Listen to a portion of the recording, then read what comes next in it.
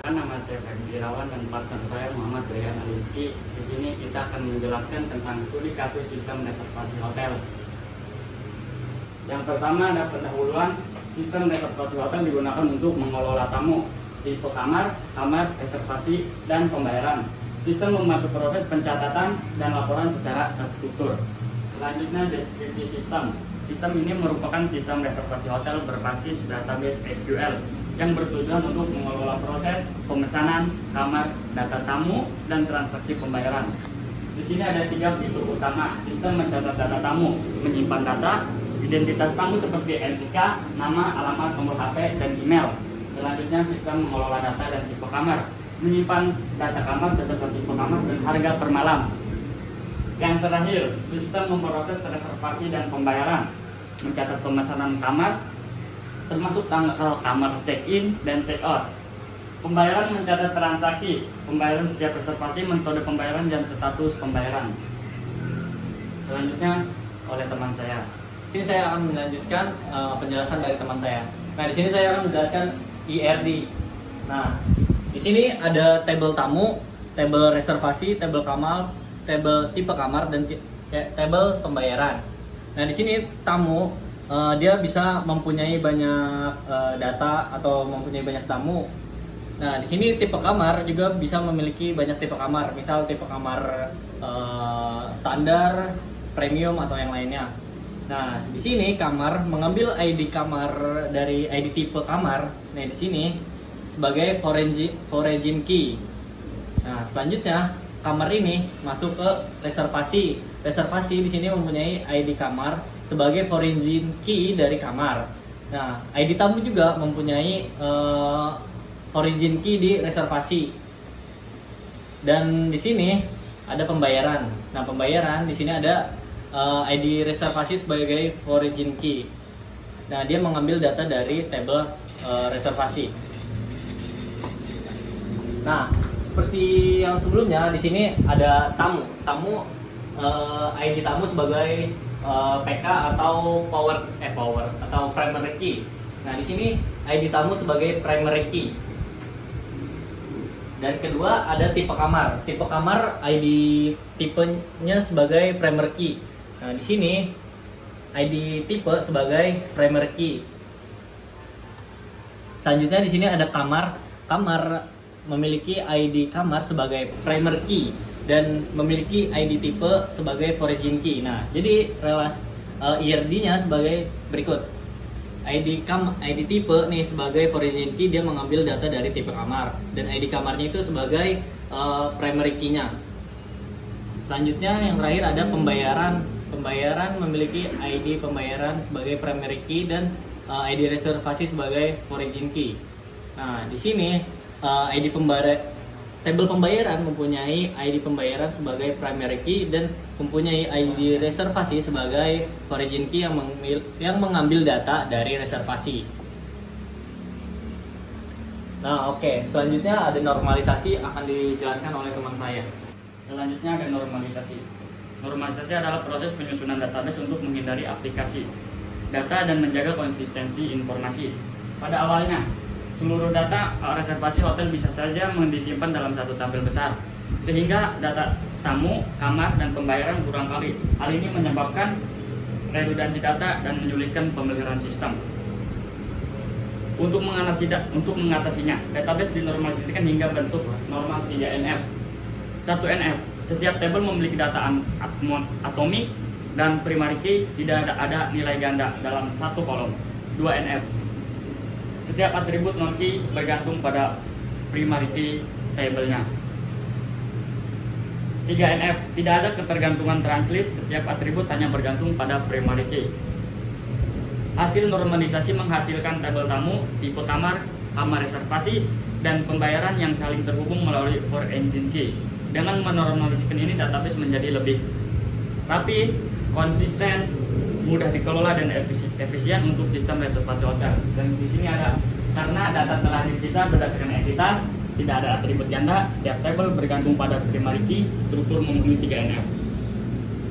Implementasi database.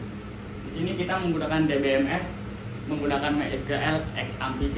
Yang pertama, pembuatan database reservasi hotel dan pembuatan table sesuai skema relation. Table SQL yang kita buat: create table tamu, create table tipe kamar, create table kamar, create table reservasi, create table pembayaran. Selanjutnya, query insert. Query insert digunakan untuk menambahkan data baru ke dalam table database, menambahkan data tamu, menambahkan data tipe kamar, menambahkan data kamar, menambahkan data reservasi, menambahkan data pembayaran. Oke, selanjutnya query select. Query select digunakan untuk menampilkan atau mengambil data dari database. Fungsi select menampilkan data tamu, menampilkan data reservasi, membuat laporan pembayaran menggunakan data dari berbagai tabel. Contoh, select bintang from tamu table. Selanjutnya, penjelasan singkatnya, menampilkan seluruh data yang ada pada tabel tamu. Contohnya seperti ini. Selanjutnya, query join yang dilanjutkan oleh teman saya. Di sini saya akan menjelaskan tentang query join. Nah, query join sendiri berfungsi sebagai menggabungkan dua table yang berbeda tetapi saling berhubungan melalui primary key dan origin key. Nah, contohnya sebagai berikut nih. Di sini ada select K titik nomor kamar, yaitu K itu sebagai kamar, TK sebagai tipe kamar, from kamar, K nih K join. Nah, di sini join tipe kamar sebagai TK. Nih TK sini on k.id tipe sama dengan tipe. Nah, ini sebagai penghubungnya ya. Nah, di sini output yang dihasilkan ada nomor kamar dan nama tipe kamarnya. Nah, di sini ada 201 deluxe, 202 deluxe, 101 standar, 301 suite. Nah, jadi seperti itu untuk query join ini. Oke. Selanjutnya di sini ada query update. Query update ini untuk mengubah data. Nah, di sini saya mencoba mengubah update dari tabel tamu, set nomor HP-nya, nomor HP yang baru, di mana where ID tamunya yaitu CS003. Nah, setelah itu ketika sebelumnya nomornya misal 08888, di sini saya ubah 0811 segini, maka di tabel tamu nomor HP-nya akan berubah. Nah, itu dia fungsi dari query update ini. Oke, selanjutnya di sini ada query delete. Nah, query delete hampir sama seperti update, tetapi delete ini berarti menghapusnya. Nah, di sini berarti menghapus data tertentu, data terkait mengikuti aturan origin key. Nah, maksud dari terkait mengikuti aturan origin key di sini dikarenakan saya menggunakan on update cascade dan on delete cascade. Nah, jadi ketika suatu tabel tamu dihapus, maka semua sub dari tabelnya akan ikut hapus datanya. Nah, di sini saya delete from reservasi where ID reservasinya RV001. Nah, di reservasi ini ia memiliki memiliki data yang nyangkut di tabel pembayaran. Nah, ketika reservasi ini dihapus, maka dari tabel pembayaran pun akan ikut terhapus dari ID reservasinya RV001 ini. Oke, selanjutnya ada query agresi sum. Nah, agresi sum ini berfungsi sebagai untuk menghitung jumlah angka. Nah, contohnya saya ingin menghitung total pendapatan dari hasil kamar. Nah, di sini ada select sum total. Nah, total ini sudah ada di tabel pembayaran sebagai as total pendapatan. Nah, ini total pendapatan asnya aliasnya. From pembayaran. Nah, ini dari tabel pembayaran di mana where status pembayarannya udah lunas. Nah, jadi total pembayarannya itu hasilnya jadi 9.850.000. Oke, ini untuk agresi sum. Selanjutnya ada query agresi count. Count ini berarti menghitung jumlah data yang ada di suatu table atau data. Nah, di sini saya ingin menghitung jumlah orang yang sudah reservasi. Nah, di sini menggunakan select count all. Ini bintang tuh all as jumlah reservasi atau jumlahnya ini sebagai aliasnya. dari tabel reservasi.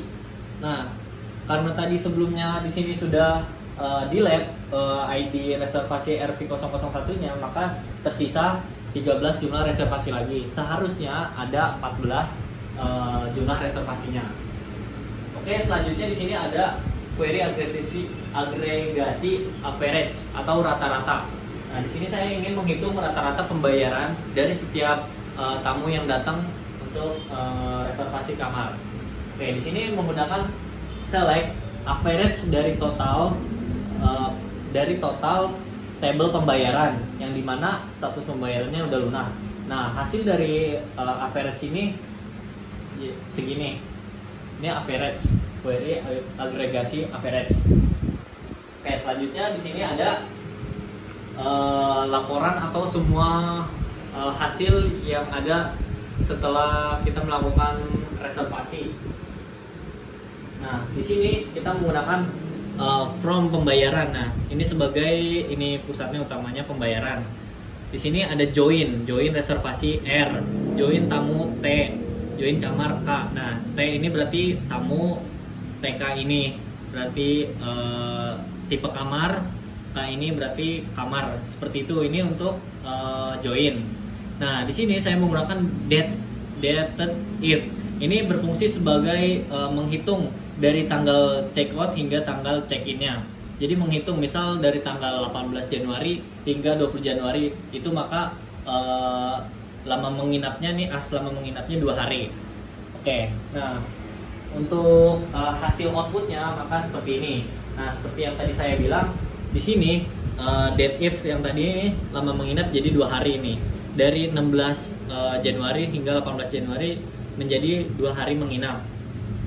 Nah, di sini output yang tadi hasil join semuanya. Sekian presentasi dari kami. Wassalamualaikum warahmatullahi wabarakatuh.